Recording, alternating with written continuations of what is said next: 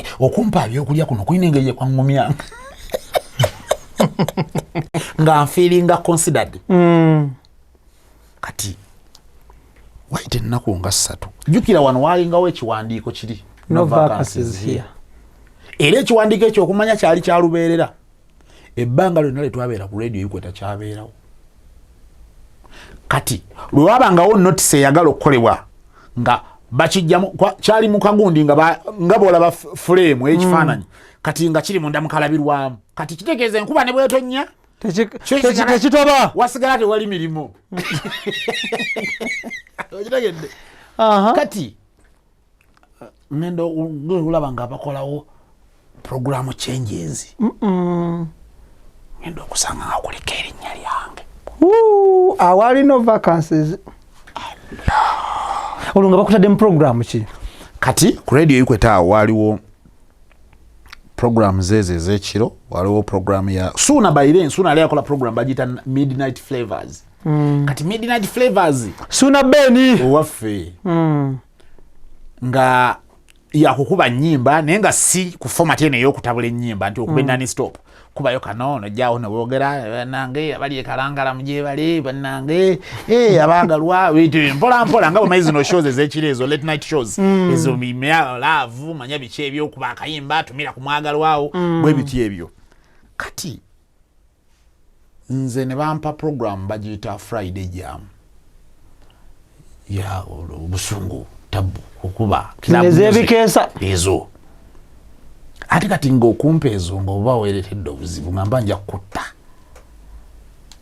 kati nentandika okukola Friday Jam kati bwe tukwataganaawo ne Suuna nga kati nga ntandise okufiiringa ati home kati wendi yaddala kati Suuna oyo musangayo Suuna twatuulawo wabweru kanaala ne mugamba kati nga yeeyita Mulangira Suuna nayo katolaba Suuna ti kati wali oli Mulangira Suuna omuyimbi ate wakabi kuba yali Kampala Jowana nga Jowana oluyimba lwatuyitamu emyaka nga 5-6 nga lukuba kubanga lwa 2004 kati bino byennyumya 28 awo nanga lukyakuba Jowana handi zino kunyimba na kati boluteka mwa basituka so muga kati Mulangira Suuna wakabi kati ate ali Kampala ate Kampala gye kitandikira obokola kati nemubuuza kati gwegwana amanya gamalala ngamba nze Suuna Ben nemugamba katolaba kati nze naita MBAZIRA kati nayo nobeera Suuna Ben ngatola kiyinza okukwata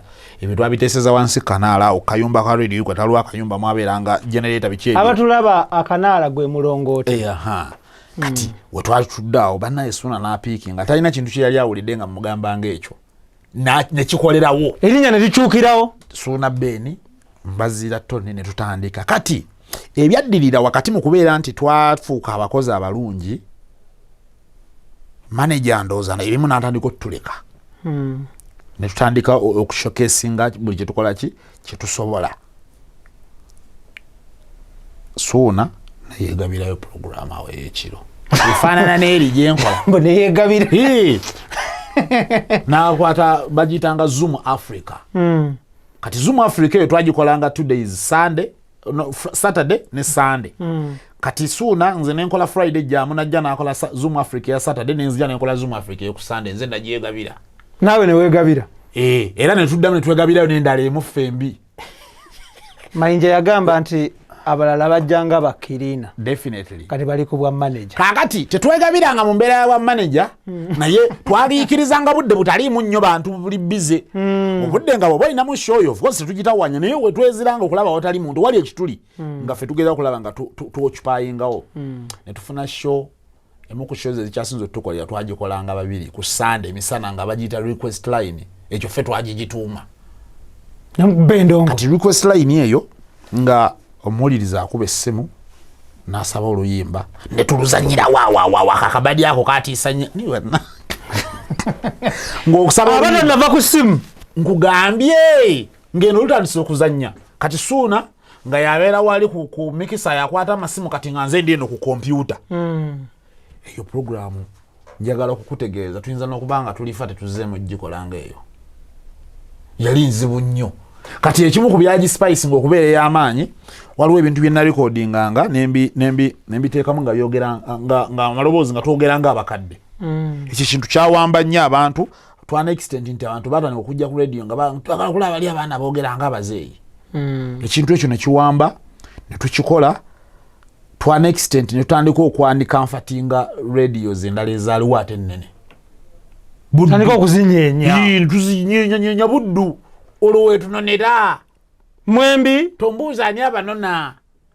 Taba kabanda yawe. Oyogedde nga yaliyo. Eyagamba nti mwana gwe. Naye yakola kirungi. Kubanga abeere butansindika eri yalitegedde kyensobola kuba eno ku Buddu tebangezesa. Bano awo wenyini bwenjagala tutunuulire nga tebannaba kubayita kubapaaza kuboogereza. Tombuuza kya ssente nti kyo bogamba abantu baali batandise okubawaayo ku munnyo. Twali balamu kyekikulu.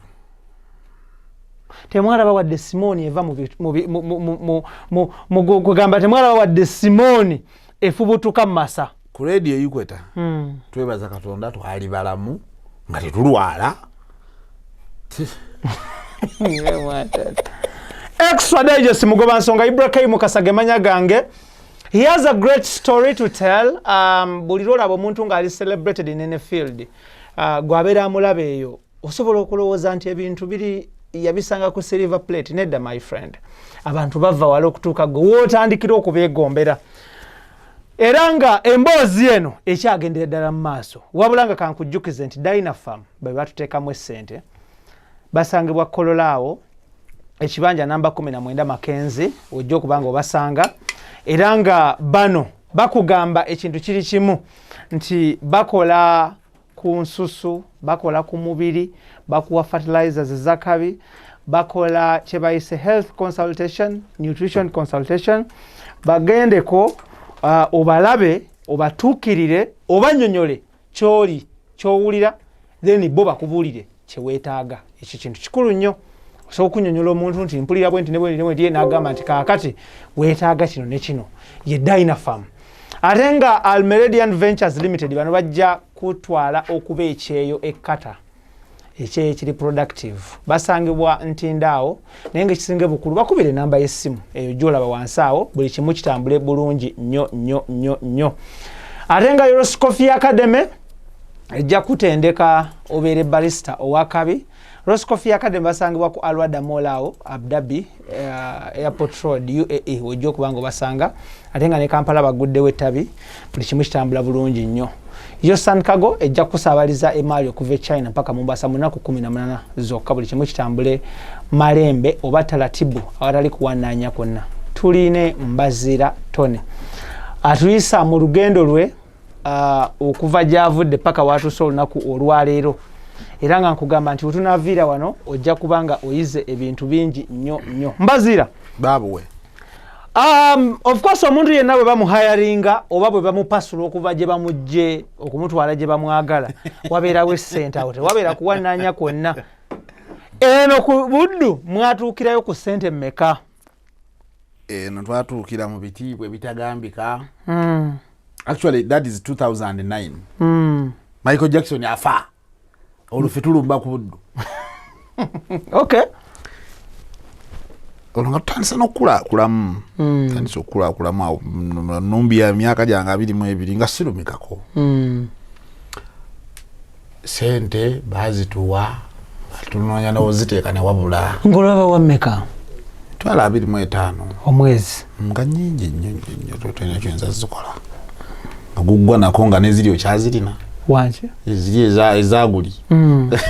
Ng'oba okyazirina nga tolina nnyo byazikolamu.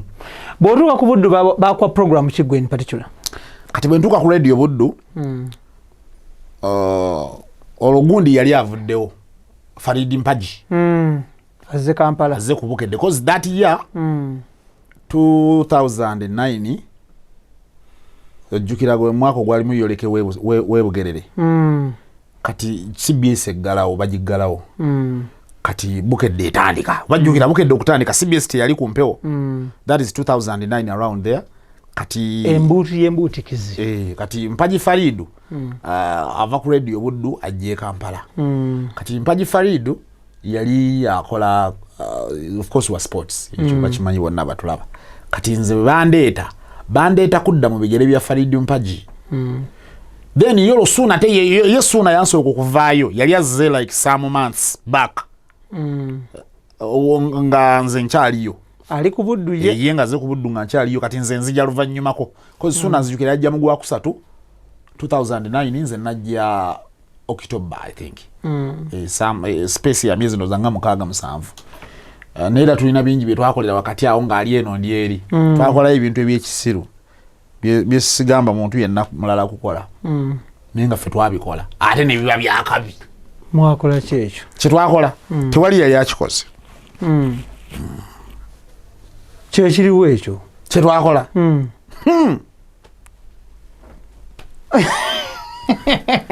wali olabyeko presenter ng'ali ku radio eno nga ne presenter omulala ali ku radio ndala ne bateesa tukole ebintu bye bimu mu budde bwemu nga tukuba ennyimba ze zimu program obudde bwonna paka lunaku lulamba ku radio bbiri ez'enjawulo twakikola nga ndi ku radio Ikweta nga Suuna ali ku radio budde ekyo ekintu buli muntu aludde nga atugoberera akimanyi ng'ennyimba ze zimu Tyo wange kati tuzeeko muko DJ Michael kale muko bamba muko kati nyambula nyambula ale kati awo sigo nsimira kale nedda kati awo kati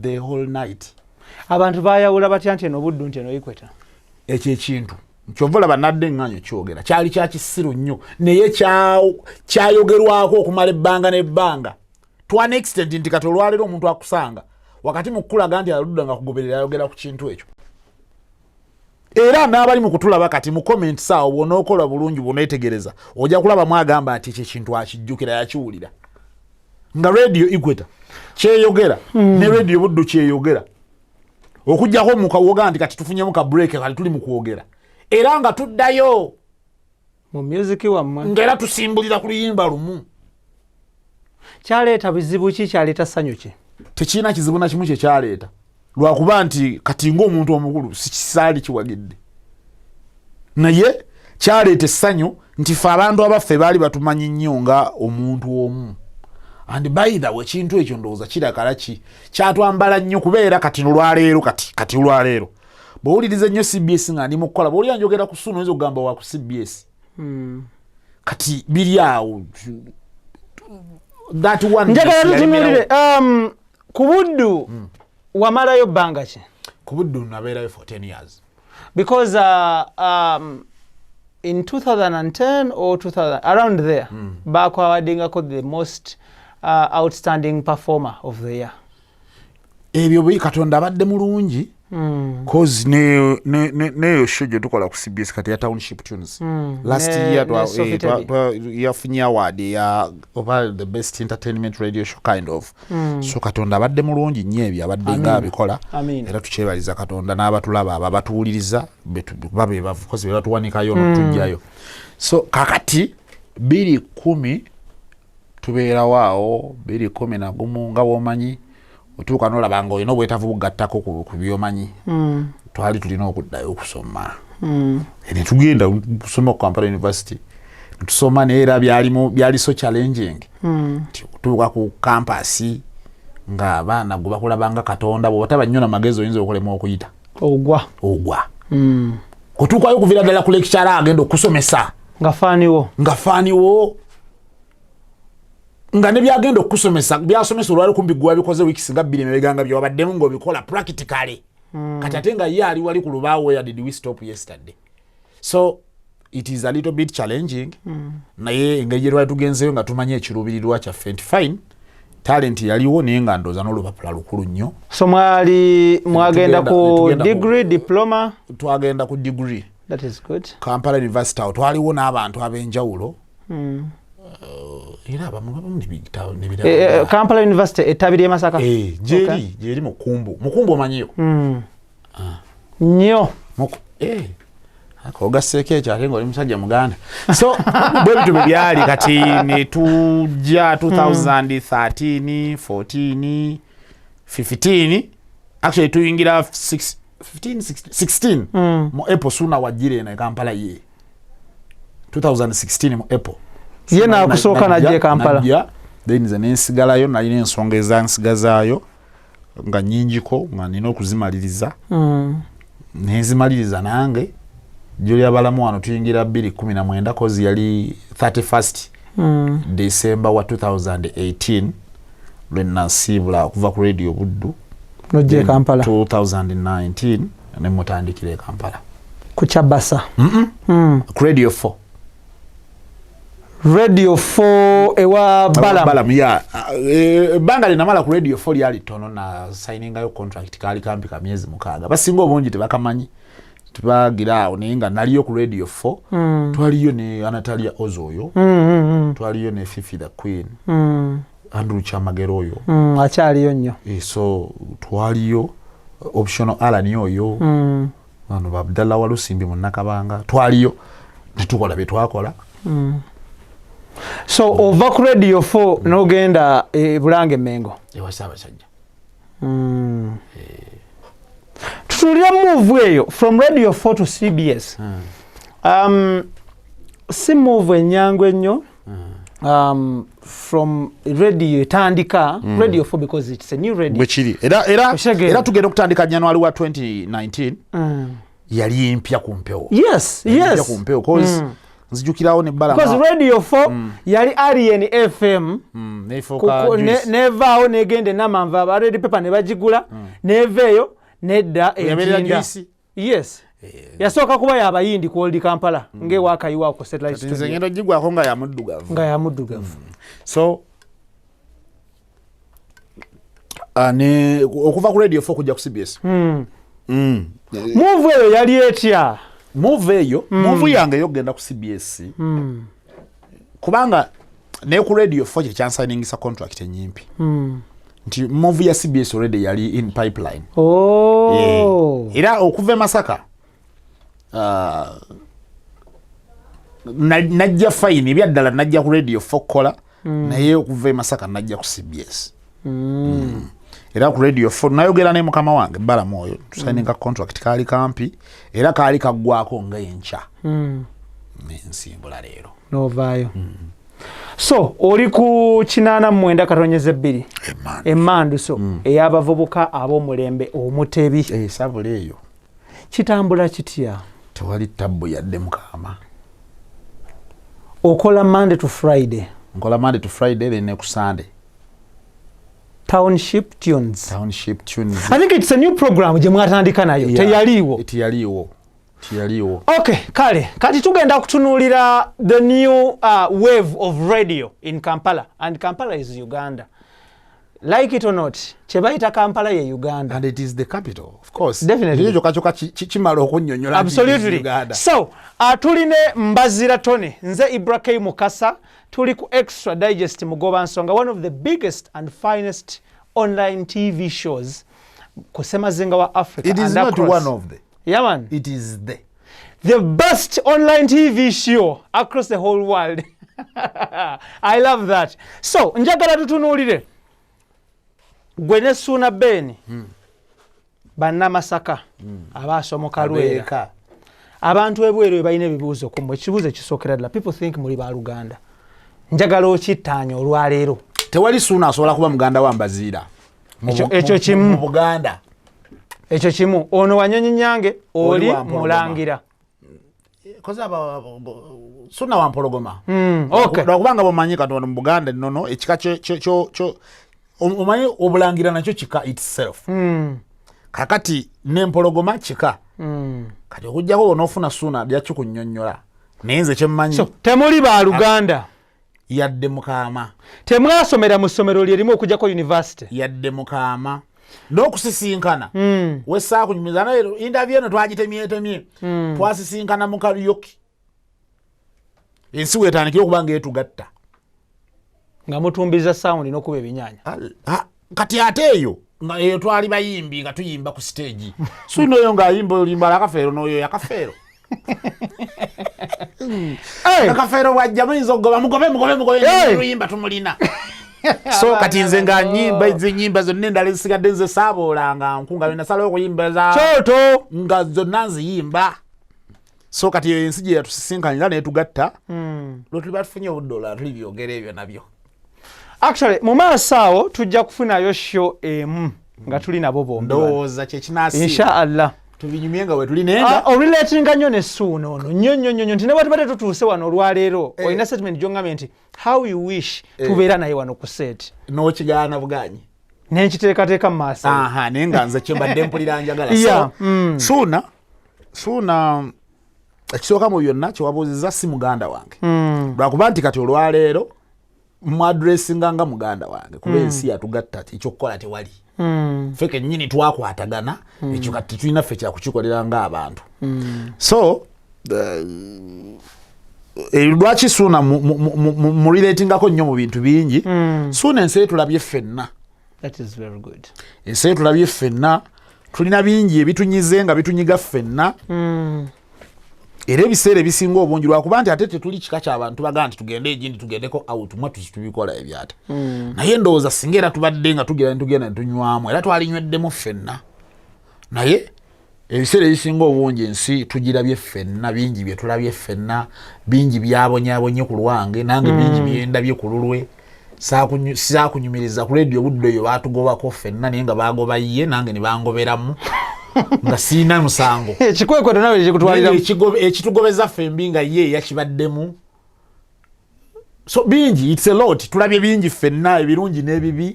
Kati then n'ensi n'egenda etwaniriza ffenna. Njagala tutunuulire mukyusizza sound wa radio mu Kampala wano ne mu Uganda okutwalizaamu. Radio zammwe ze mukolako mwembi gye zituuka. There is initially nga tusoma oba nga tutandika radio because nakolako ku radio ebbanga sitono banga ddene.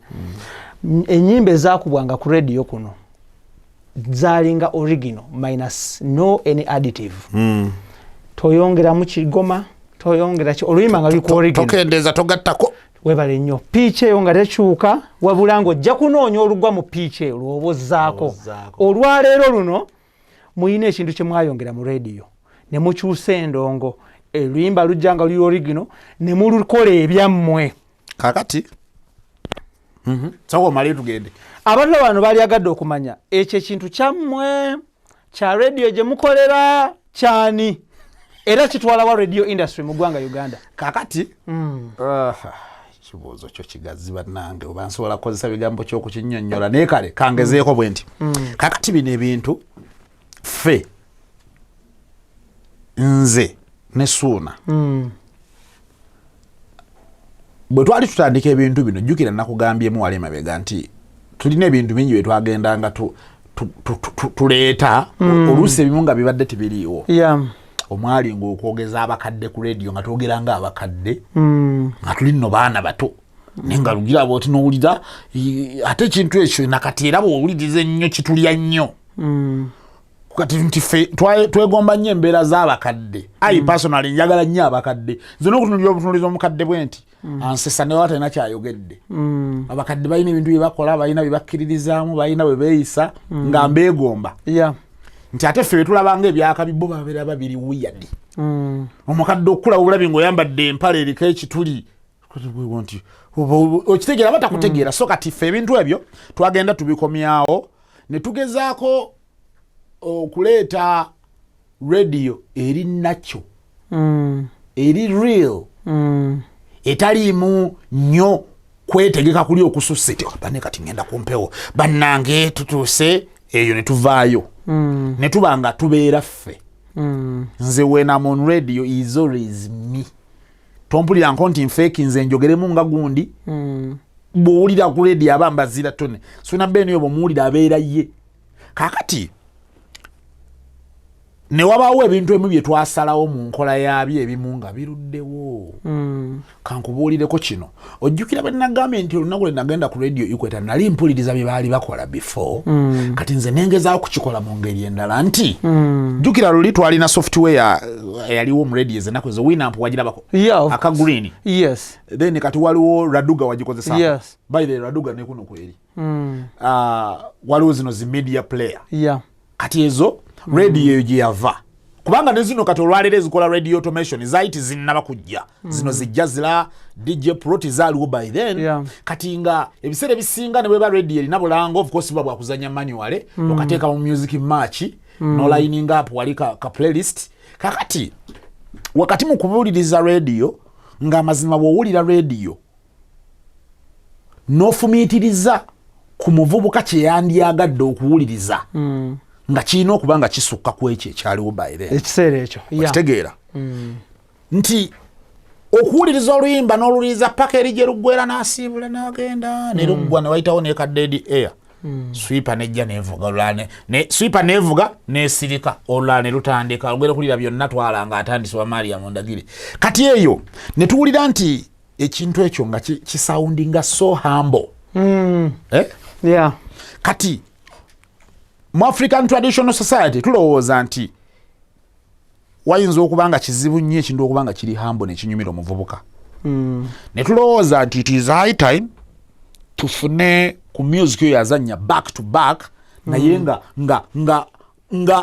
nga sequencing entambula ye nga yonna erina tempo agisalawo entunnunsi eyo nga yeki nga yemu kandi tutandika okuba ekintu ekyo nga bwe kikubwa mu disco mu clubs ziri shows zenagambe zitwakolanga ku radio so ne mukijja mu disco eriyo mukisembeze waka ku radio kisembeze waka mu radio okay mu muzinda alugugwe wibula gyowuliriza kati ekintu ekyo abantu tebagenda bachi appreciatinga cause waliwo munaku ze twagenda ku radio buddu walingayo DJ Morgan mumanyi yes by then bali ku radio buddu waliwo guy bamitanga Crazy MC mumanyi you know him yita mutabani wa Nakuya yeah kati era big up on yourself alidde ki Simon Peter omusajja oyo mulungi kati by then byengenda okwogera tibigezaako kubazalawa no ne bali boy bakikola by then it was good gwe mulembe ogwo gwegwo ebiseera ebyo Crazy oyo yayinanga program bagitanga Saturday Dance Party ku radio buddu by the way gye byaggwera Suuna isho gye yakola oluvannyuma nga Crazy bamaze n'okuvaawo kati nze nga nkola ya Lwakutaano bagitanga Buddu Club Mix era eyo Buddu Club Mix nayo bwa award ya buli ali aho ngate neri Masaka kakati nga tusinziira ku kye bakola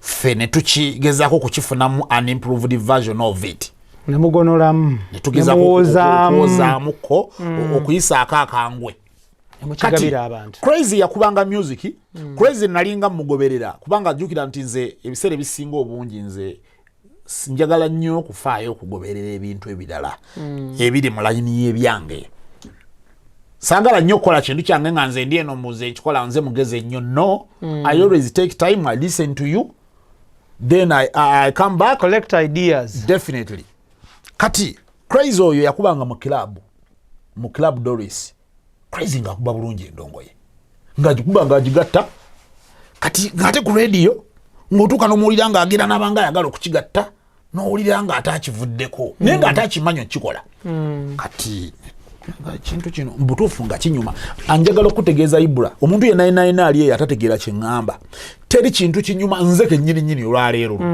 nnyumirwa nnyo okuwuliriza omuntu ng'ali mu kuzannya music back to back kinyumira kubanze kati nina amatu ntandika n'okulya oluyimba lwoleeta nga lukyali eri wala njagala tutunuulire just of recent year TV and radio ziri mu kuadapting ekintu kya more music less talk definitely kikukoledde kitya kakati ffe wakati mu mbeera eyo nti ate Katonda atubeeredde mulungi ogenda okulaba nga n'abamu oluusi abaali batabitegedde at first ogenda okulaba kati nga bagezaako kyambala okitegeera so kakati gwe nga yaba yaleeta idea of course odduka n'ogenda mu corner flag n'okola ki n'okola cerebule so wakati mu mbeera eyo ffenaffe kitubanja kwongera kuba innovative sina kindi n'okuyiyaayera ebirala era ekyo kyetukola bw'otuuka ku radio nga CBS radio ebaddewo ebbanga ddene ekoze ebintu bingi ebyakabi ebangudde abantu ewulirizibwa esomesezza ekoze ebintu bingi ebyakabi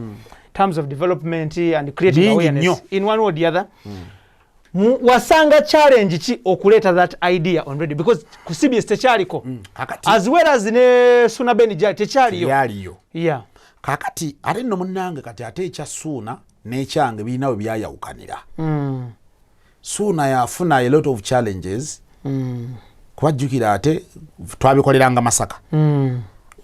Wano twalinawo abawuliriza kozi radio buddu wano etuukawo naye ng'era si bangi nnyo. Kati baali batono abaali bakimanyiiko ekyo nti gyekiri mu nsi nga bakituulira tukikola. Kati Suuna challenge ye gye yafuna ate nti yali ali mu kuleeta ekintu totally ekipya mu matu g'abantu, mu environment empya, matu g'abakamabe, mu environment empya, ozoli mupya, tolina kyotugamba. Kakati yafuna okusomozebwa kwali kungi nnyo. Twana extent nti waliwo n'abaamubalira ennaku zagenda okumala e Kampala nga balaba talina buwangaazi. Kakati nze ekyange wabuuzizza nze nebaza nnyo bakama baffe ku CBS balengera. Nina ekintu kyentera okuddaawo nekirowoolerezaako. Omanyi nage nyuma y'okulowooza ebitankwatako n'embiraawo n'embirowooza olumu n'embirekawo. Ndowoozamu nnyo bakama baffe. Omanyi buli muntu gyali ng'atuuse okuba mukama waffe aba mukama waffe yonna gyali. Bakama baffe ku NTV mbeebaza abaalaba Franka Walusimbi ng'asoma agantu gaago agasoma. Abantu bwe baagayitanga nga bw'olaba ngayise. Abaalaba Franka Walusimbi ng'asoma agantu gaago nga bw'agasoma ne bamuleka ne bamuwa omukisa. Kubanga okusinziira ku style ezaaliwo ng'ozze osoma ngayise agantu kubanga abantu bwe baagayitanga. Kati ye Walusimbi ayinza okuba ekyadetatimenti bwe baagayitanga abantu nga bwe bagamba agantu gaage engeri gyagayogerangamu. Jjukira ebyalingawo musiibye mutano bannaffe batuwuliriza pulezidenti agambye nti nno kati Walusimbi nakkakkana n'akireeta in a very very very very very different version. Bakama be ne bamuwa amaaso balabe wa gyekikola ki gyekiggwera. Okimanyi agagali agantu kati gawamba buli muntu ayagala kusoma ago. It's the order of the day. It's the order of the day. Franka Walusimbi salute my brother from Nation Media. Salutinga. Soko salutinga abamukkiriza. Kikulu nnyo. Ne bamuwa ekyanya. Kuba bali basobola okugamulemesa agantu gaago. Naye ne bamuwa ekyanya na showcasinga. Ekyo ge bayita agantu ge. Kati olwaleero ekivuke kyettanirwa. Kyettanirwa. Buli muntu olaba nga kyagezaako okutambuliramu. Kakati the same applies to this. Simanyi ekibuzo kyange ndeka nakizzeemu nadda. Kakati bino ebintu ku CBS, that is what exactly they did. Nti bwe najja n'ebintu ebyange nze enkola yange ne ku radio bw'obanga obadde toli nnyo mugumiikiriza osobola obutajagala. Ewulikikanga yaggete erimu ebintu bingi nnyo ebirabikanga ebyekisiru. Ewulikikanga kubanga nze nakugambye nze always me bwe mba ndi ku mpewo. Nze ebiseera ebisinga gyawekanga nga ne mba ndi nkutte remote kujjako esingwa bane kati ndi kujjako mpewo eno ne bagamba kozi tubadde ku ki naye ng'ate ekyo omulala ayinza okukiwulira nga banagamba and serious in kyajjukira nakyembaddeko kati ate ng'ekyo oluusi njogera nga mba mmanyi kyembaddeko but just nti mba njagala okuba engejinga nentekamu n'amaloboozi oba nembadde ku kimu njukize nasiimuuse dda naye nga kwendi kuba nze mbeera sober all the time. Sinywa mwenge, sinywa sigala, sinywa ki, nywa mazzi nga gano g'olabye nnina wano oba oluusi ntekamu caayi. So nga ngezaako kukikola mpulikike nga yenze nti ne boona bonsanze wansi mu parking y'amasengere ojja kuwulira nga yoyo oli gw'obadde owuliriza. Abantu abayagadde okumanya Kampala ekurisivinze etya, yakurisivinga etya, ogisanze otya, wagisanga otya till to date wetukusangidde olunaku olwaleero. Ekyanduyise Masaka nali nkyetegeka generally. Si mu bya nsimbi, si mu bya ki naye generally. Kakati nga kyesaagala nga saagala Kampala nsumbuwe. Sijja gambo najja ndi binojjo nedda naye we najjira nga sigenda kukubira Ibula musumbuwa.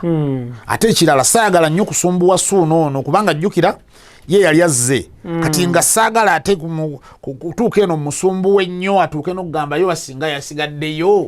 Nali njagala nzija buzimusange busanzi mwegatteko ekoleere era kyetwakola nenzija netutandikirawo butandikizi. Nina ebibuuzo biringa 2-3 nkute. Before lockdown mwine ebintu bye mwategekanga. Ensasage endongo. Ekyo bakiranga omulabi yakuba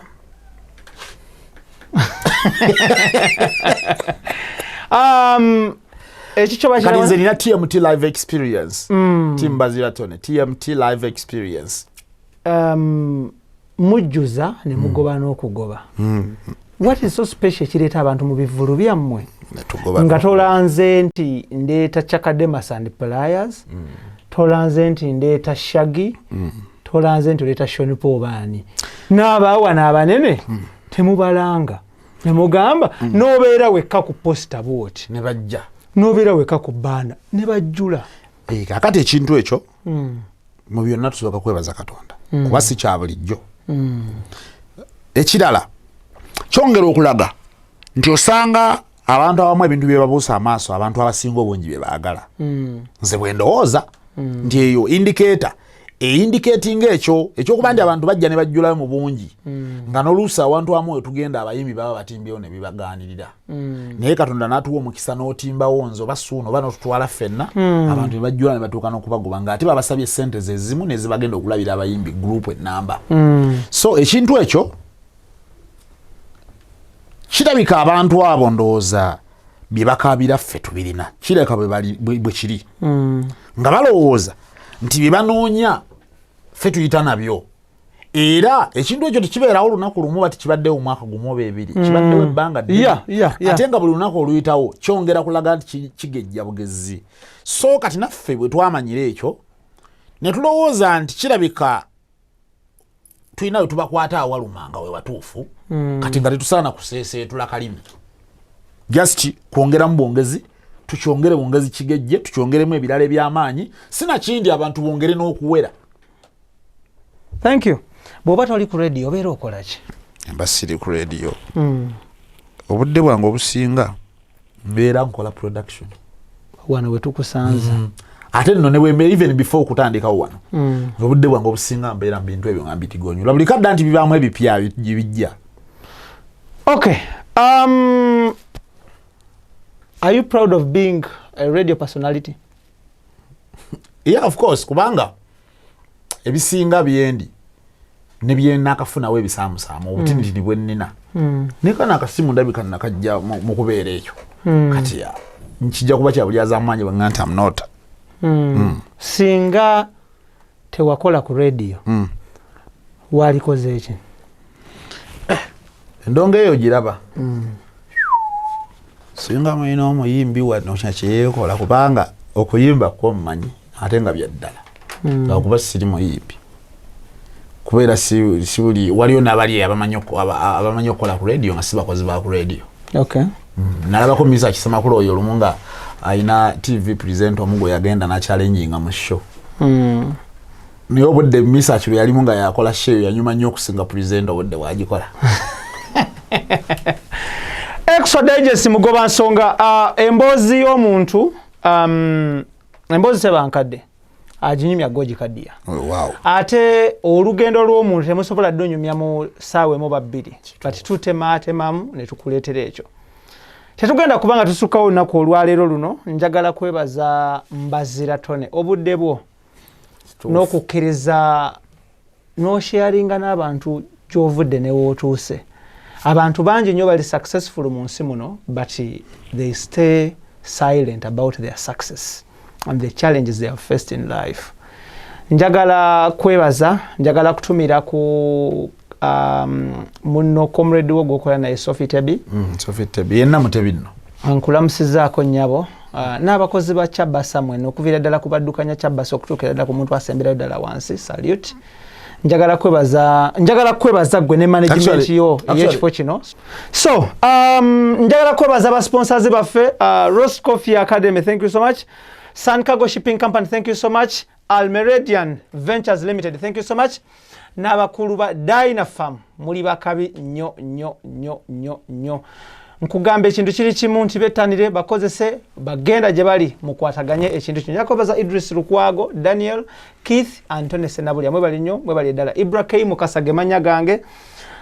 Tujja kwongera okunoonya ko naye twagala kufuna ku fiiru ya radio ate tuli mu radio. Kijja kuba kya bulyaza amaanya nnyo. Mbaweereza wano. Nga mbaweemu wano kati nnyo kubanga kati waneeno simanyi. Nali badde mbatera buno negira ne kati of course ekikulu mwagala nze sindo. Mulimu ngontumye munene. Mutono nnyo. Kubanga nze nina ekizibu. Nze ondaga nga ndi mu show nga ngenda okutandika okwogera. Sinayo kadde kalimbo kati bannaye kana kimbere wano kino kigire wano kati mpulirizeemu. Nze fiirwe eriwo essaawa. We go. 1, 2, 3, let's go. Alright, tuli ku 89.2 ekyabasa Fama Radio Buganda Mandus of course. Yaffe yabavubuka ab'omulembe omutebi yenze Mbazira Tonny. Eno bagita Sunday Mega Drive otubeera buli lwa Sunday kumakya tukera kuwa vibe ya radio ku Sunday kumakya nokera bwoba badde otaddeyo kyayi n'omugjayo bwoba badde waliwo enveza suzaawo n'ozijjayo mwana n'azibugumyako ne twambula ku Sunday Mega Drive nga tukikuba wali eri anteero bitegeera Ibrahim Kasa. Assalamu alaikum wa rahmatullahi wa barakatuh. Mubere bulungi, muweraba. Love you all.